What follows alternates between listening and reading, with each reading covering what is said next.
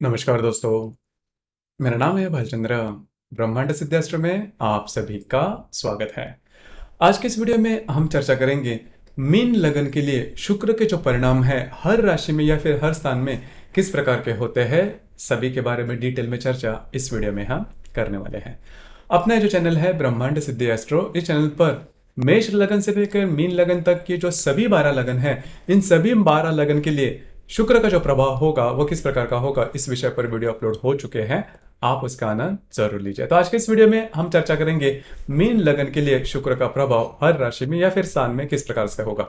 तो सबसे पहले हमें यह जानना बहुत ज्यादा आवश्यक है, शुक्र जो ग्रह है वो मीन लगन के लिए शुभ फलदायी है भी या नहीं। क्योंकि अमूमन तौर पर हम देखते हैं कि जो भी शुभ ग्रह होते हैं, जैसे कि चंद्रमा है, गुरु है, शुक्र है, वो शुभ ग्रह हम मान के चलते हैं। लेकिन हर लगन के लिए ऐसे जो ग्रह है वो शुभ फलदायी होते हैं भी या नहीं, ये जान लेना बहुत आवश्यक है।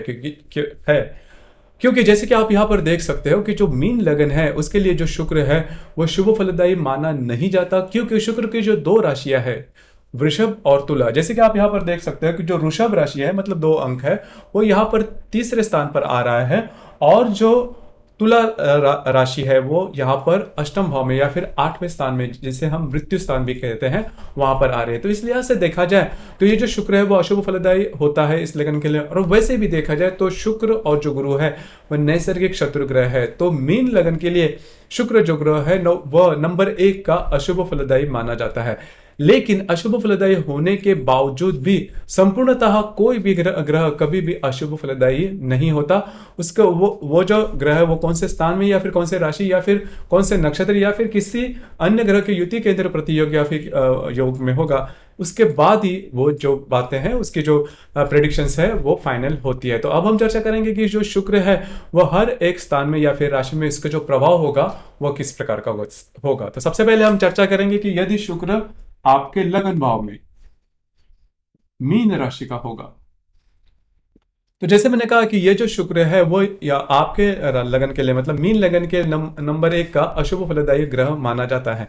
तो यदि यह जो शुक्र है वो यदि लगन भाव में होगा तो यहां पर जैसे कि ये आपका अष्टमेश है और तृतीयेश है, तो स्वास्थ्य के बारे में एक परेशानियां ज्यादा दे सकता है। स्वास्थ्य के बारे में किसी न किसी प्रकार के प्रॉब्लम कॉम्प्लिकेशन इनमें हो सकते हैं, लेकिन इनका जो व्यक्तित्व होता है वो काफी अच्छा देखा जा सकता है। देखिए वैसे भी देखा जाए कर्क, वृश्चिक और मीन लगन के जो व्यक्ति होते हैं उनका जो व्यक्तित्व होता है वो काफी अच्छा देखा जा सकता है। मैग्नेटिक ब्यूटी उनमें देखी जा सकती है। खास करके जो महिला वर्ग है वो इनका जो सौंदर्य होता है वो काफी अच्छा देखा जा सकता है। लेकिन थोड़ा सा मेद वृद्धि जिसे हम कहते हैं, थोड़ा सा मोटापा इनमें आ सकता है। लेकिन जिसे हम सौंदर्य ब्यूटी बोलते हैं वो इनमें काफी अच्छे देखे जा सकते हैं। अब इसी लगन में यदि शुक्र है तो वो जो उनके जो व्यक्तित्व होगा वो काफी ज्यादा अट्रैक्टिव देखा जा सकता है, मैग्नेटिक देखा जा सकता है, फोटोजेनिक इनका चेहरा देखा जा सकता है। लेकिन स्वास्थ्य के बारे में समस्याएं सामने आ सकती है। इनको घूमना फिरना ज्यादा पसंद आता है। कुल मिला के देखा जाए तो यह जो शुक्र यदि लगन भाव में होगा तो इसके जो मिले जुले परिणाम आप देख सकते हो। अब हम चर्चा करेंगे कि यदि जो शुक्र है यह शुक्र यदि आपके द्वितीय भाव में होगा। इससे पहले यदि जो प्रथम भाव का जो शुक्र है जो कि मीन राशि में है वो विवाह सुख में भी इतना अच्छा माना नहीं जाता, हालांकि अशुभ फलदायी माना जाता है। वैसे देखा जाए तो ये जो शुक्र है वो उच्च का होता है, लेकिन विवाह सुख के लिए वो शुभ फलदायी माना नहीं जाता। कला के मामले में, शिक्षा के मामले में यह जो शुक्र है जो कि लगन भाव का है, मीन राशि का है, वो शुभ फलदायी हो सकता है, लेकिन विवाह सुख के लिए नहीं। इस शुक्र के साथ यदि अन्य कोई पाप ग्रह होगा, युति केंद्र प्रतियोग में होगा, तो विवाह सुख मिलना करीबन कठिन हो जाता है। अब हम चर्चा करेंगे कि यह जो शुक्र है यह शुक्र यदि आपके द्वितीय भाव में होगा। देखिए द्वितीय जो भाव है वो शुक्र के लिए शुभ फलदायी माना जाता है। मतलब ऐसे जो व्यक्ति होते हैं या फिर ऐसे कुंडली में पैसे हमेशा इनको कहीं ना कहीं से पैसे मिलते हैं, पैसे का जो जुगाड़ जिसे हम कहते हैं वो होते ही रहता है। उसी प्रकार ऐसे जो इनकी जो वाणी होती है वो भी काफी अच्छी देखी जा सकती है। आंखों में इसका जो सौंदर्य है वो काफी अच्छा देखा जा सकता है। और दूसरी ज्यादा महत्वपूर्ण बात, जैसे कि मेष राशि में शुक्र है तो उनके जो रहन सहन है वो काफी अच्छा देखा जा सकता है, काफी ज्यादा नीट एंड क्लीन होते हैं, थोड़े से खर्चीले हो सकते हैं, लेकिन इनको पैसे हमेशा कहीं ना कहीं से मिलते ही रहते हैं, जो कि काफी अच्छी बात होती है। अब यहाँ पर विवाह सुख के मामले में देखा जाए तो प्रेम विवाह होने के चांसेस थोड़े से ज्यादा बनते हैं। कभी कभी गलत कोई इन्वेस्टमेंट करने की वजह से पैसे के मामले में थोड़े प्रॉब्लम भी आते हैं।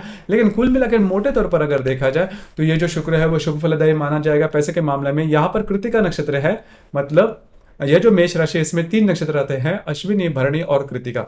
तो कृतिका नक्षत्र में यदि शुक्र होगा तो विवाह सुख मिलना करीबन कठिन होता है। अब हम चर्चा करेंगे कि यदि शुक्र आपके तृतीय भाव में होगा।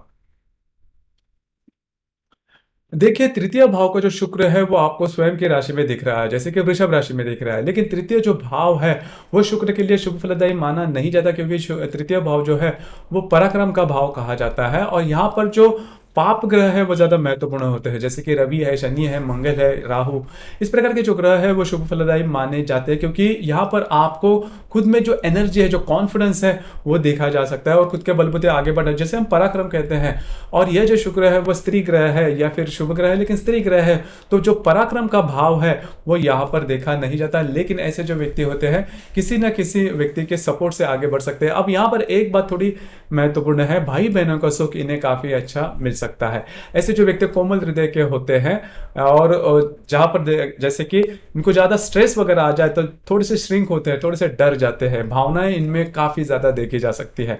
तो कुल मिला के देखा जाए इनका जो इनमें किसी ना किसी प्रकार का आर्ट हो सकता है जो कि काफी अच्छा और इनबिल्ट होता है। कई दफा आपने देखा होगा कई जो व्यक्ति होते हैं कोई कुछ बात या फिर कला या फिर किसी भी प्रकार की कला सीखते नहीं, लेकिन इनके अंदर ही वो बात होती है। तो यदि आपके तृतीय भाव में वृषभ राशि का शुक्र है तो ऐसी जो बात है वो गिफ्टेड होते हैं, मतलब किसी ना किसी के प्रकार की कला इनमें देखी जा सकती है। लेकिन यह जो शुक्र है यदि कृतिका नक्षत्र में होगा तो वो शुभ फलदायी माना नहीं जाएगा विवाह सुख के मामले में, और स्वास्थ्य के मामले में भी ये जो शुक्र है वो परेशानी दे सकता है।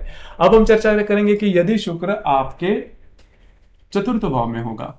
मूलतः चतुर्थ भाव जो है वो शुक्र के लिए शुभ फलदायी माना जाता है, चाहे वो किसी भी राशि का शुक्र है। अब यहाँ पर ये जो शुक्र है वो अशुभ फलदायी है इस लगन के लिए, लेकिन फिर भी चतुर्थ भाव में यदि शुक्र होगा तो आपको करीबन हर एक प्रकार के अधिभौतिक जो सुख है वो काफी अच्छी तरीके से मिल सकते हैं। अधिभौतिक सुख के प्रति किसी भी प्रकार के प्रॉब्लम कॉम्प्लिकेशन देखने नहीं मिलेंगे, जो कि काफी अच्छी बात होगी। लेकिन माँ के साथ इनका जो जुड़ा होगा इसमें थोड़े बहुत प्रॉब्लम आ सकते हैं। उसी प्रकार माँ को स्वास्थ्य के बारे में भी प्रॉब्लम को कॉम्प्लिकेशन देखने को मिल सकते हैं। खास करके इस शुक्र के साथ यदि बुध है तो काफी ज्यादा शुभ फलदायी माना जाएगा, और गुरु है तो बहुत ही ज्यादा शुभ फलदायी माना जाएगा। ऐसे जो व्यक्ति होते हैं वो काफी सांस्कारिक होते हैं, संस्कार का इनका जो घर होता है, ये फैमिली होते हैं, संस्कार इसमें देखे जा सकते हैं। लेकिन कुल मिलाकर देखा जाए तो ये जो शुक्र है वो काफी ज्यादा शुभ फलदायी साबित होगा। उसी प्रकार मल्टीपल रिलेशनशिप में ऐसे जो व्यक्ति होते हैं वो आ सकते हैं। प्रेम विवाह होने के चांसेस ऐसे शुक्र में काफी ज्यादा बनते हैं। अब हम चर्चा करेंगे कि शुक्र यदि आपके पंचम भाव में होगा। देखिए, जो पंचम भाव है वो भी इस शुक्र के लिए शुभ फलदायी माना जाएगा। अब यहाँ पर 2-3 बातें उसके ऊपर थोड़ा सा आपको ध्यान देना आवश्यक है, क्योंकि ये जो शुक्र है वो अष्टमेश भी है और ये जो शुक्र है वो तृतीयेश भी है। तो जो महिला वर्ग होंगे उनके कुंडली में ऐसा शुक्र होगा, और वो यदि आश्लेषा नक्षत्र में होगा। यहाँ पर 3 नक्षत्र आते हैं कर्क राशि में, इसमें आश्लेषा नक्षत्र में यदि शुक्र होगा तो वो संतान सुख में बाधा लेके आ सकता है। बस आपको उसी के ऊपर थोड़ा सा ध्यान देना होगा। लेकिन ऐसे जो व्यक्ति है, फिर से मैं वही बात है कि इनको किसी न किसी प्रकार की कला गुण इनमें हो सकते हैं।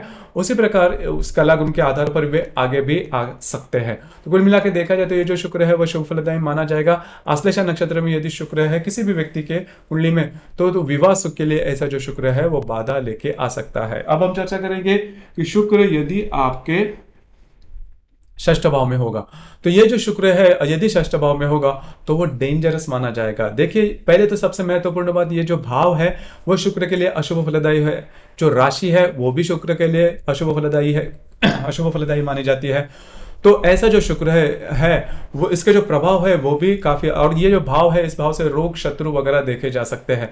रोग शत्रु या फिर मामा यह इस भाव से देखा जा सकता है।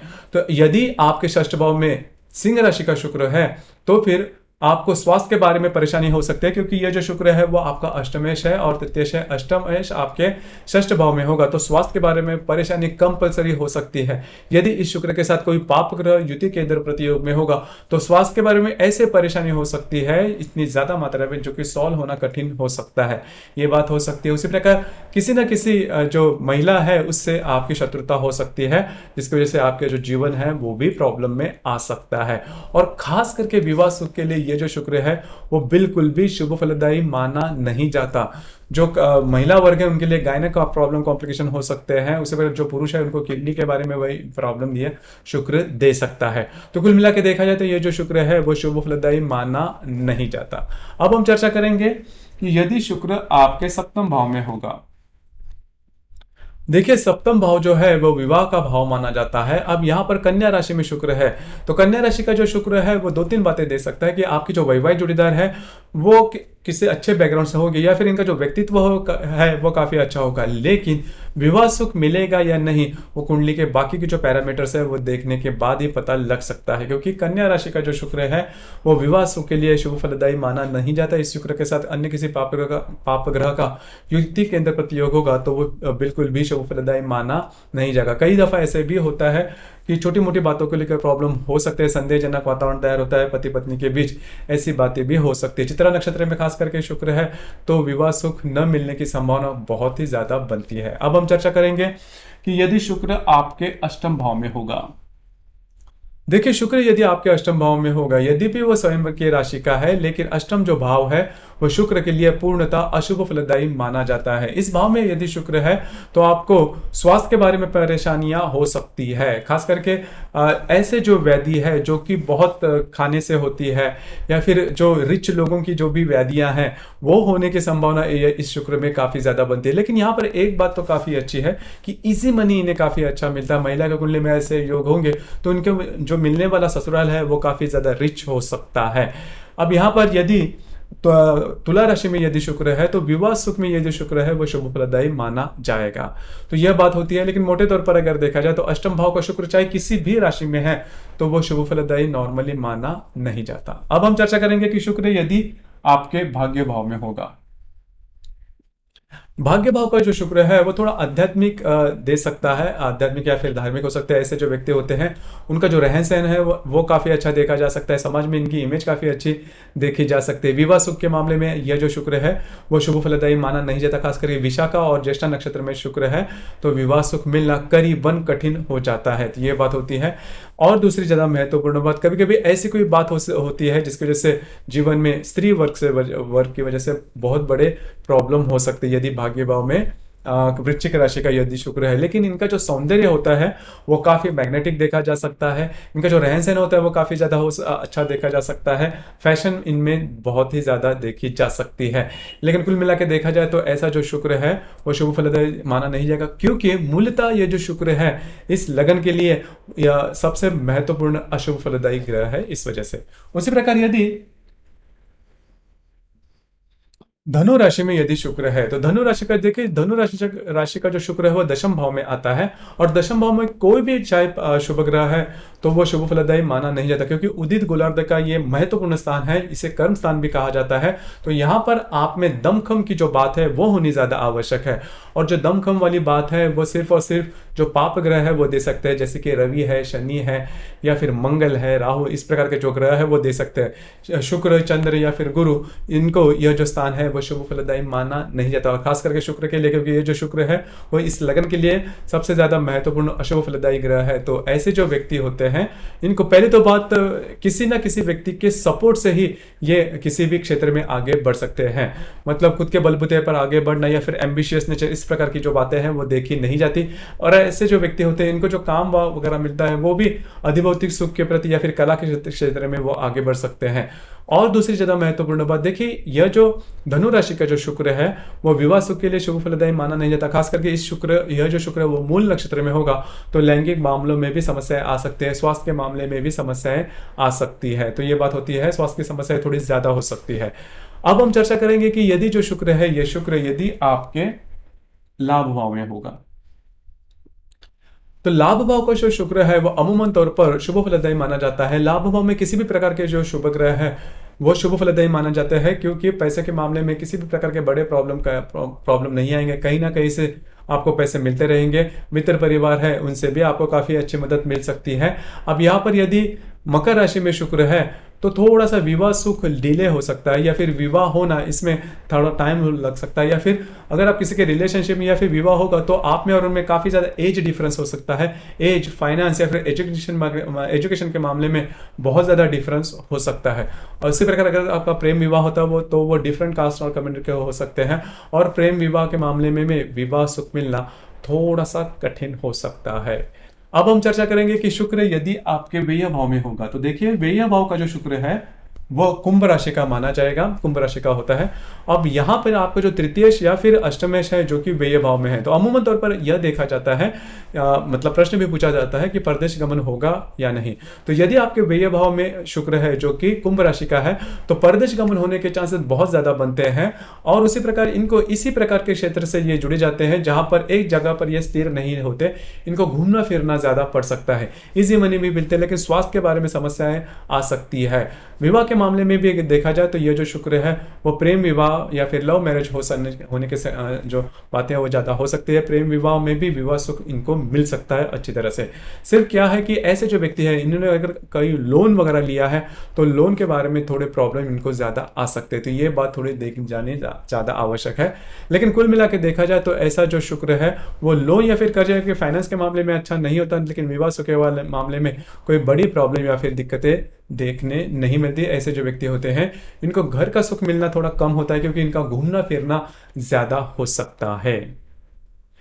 तो दोस्तों ये था शुक्र मीन लगन में हर एक राशि में या फिर स्थान में उसका जो प्रभाव है वो किस प्रकार का होगा, इस विषय पर चर्चा। आपको ये वीडियो कैसे लगा, आपने किस प्रकार से अनुभव किया, नीचे कमेंट बॉक्स में जरूर कमेंट करना, और अपना जो चैनल है ब्रह्मांड सिद्धि एस्ट्रो इसे भी लाइक शेयर और सब्सक्राइब जरूर करना। धन्यवाद।